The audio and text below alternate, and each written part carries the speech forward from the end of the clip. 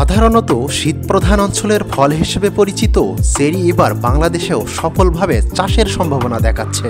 প্রাথমিকভাবে পার্বত্য চট্টগ্রাম ও দেশের বিভিন্ন অঞ্চলের ছাদ বাগানগুলোতে সফলতার মুখ দেখায় বর্তমানে বাণিজ্যিকভাবে চেরি ফল চাষের অপার সম্ভাবনা দেখছেন কৃষিবিদ ও সংশ্লিষ্টরা। আমদানি নির্ভরতা কমিয়ে দেশের মানুষের পুষ্টি চাহিদা পূরণ এবং অর্থনৈতিকভাবে লাভবান হওয়ার এক নতুন দিগন্ত উন্মোচিত হতে পারে এই ফলের হাত ধরে।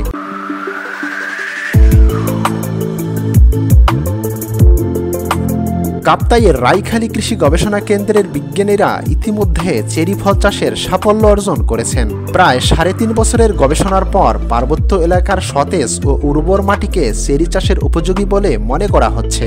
সেখানকার পাহাড়ি পরিবেশে ফলন হওয়ায় এই ফলের বাণিজ্যিক চাষাবাদের উজ্জ্বল সম্ভাবনা তৈরি হয়েছে।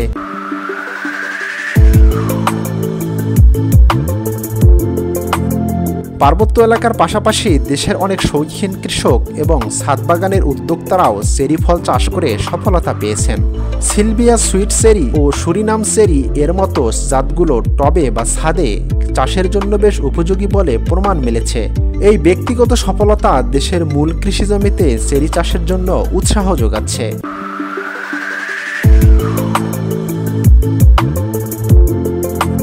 চেরি ফল একটি উচ্চ মূল্যের ফল। বিভিন্ন মিষ্টান্ন, কেক এবং ডেজার্টে এর ব্যাপক ব্যবহার রয়েছে। দেশে সহজলভ্য না হওয়ায় এর ব্যবহার সীমিত, যা দেশীয়ভাবে চাষ শুরু হলে দ্রুত বৃদ্ধি পাবে। বর্তমানে চেরি ফল মূলত আমদানি করতে হয়, যার কারণে দাম থাকে আকাশ ছোঁয়া। দেশে উৎপাদন শুরু হলে আমদানি নির্ভরতা কমবে এবং ভোক্তারা সহজে সুলভ মূল্যে তাজা চেরি ফল পাবে।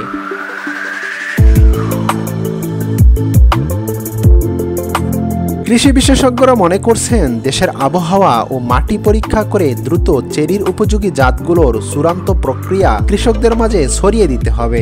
স্থানীয় নার্সারিগুলোতে এখনও চেরি ফলের চারা পাওয়া যাচ্ছে, যা চাষ সম্প্রসারণে সহায়ক হবে। সঠিক পরিচর্যা এবং আধুনিক প্রযুক্তি ব্যবহার করে দ্রুতই বাংলাদেশ চেরি ফলের উৎপাদনে বড় সাফল্য অর্জন করতে পারে।